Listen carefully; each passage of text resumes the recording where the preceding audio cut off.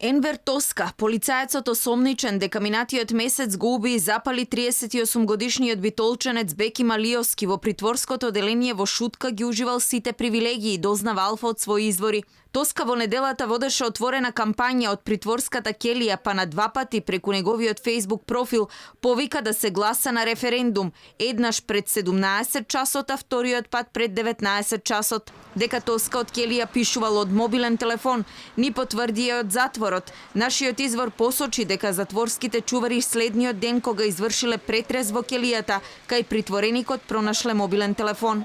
Анонимниот извор на Алфа тврди дека Енвер Тоска во затворот уживал привилегии. Од управата за извршување санкции посочија дека имало интерна истрага за да се открие кој и како бил внесен мобилниот телефон во Шутка, бидејќи на притворениците им е забрането да имаат своји телефони. Енвер Тоска минатиот месец на брутален и свиреп начин уби па запали битолчанец, а судот му одреди 30 дена притвор.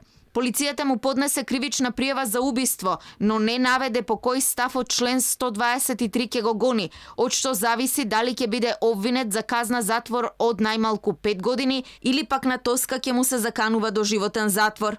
Полицајецот Енвер Тоска во Министерството за внатрешни работи бил вработен пред 3 години.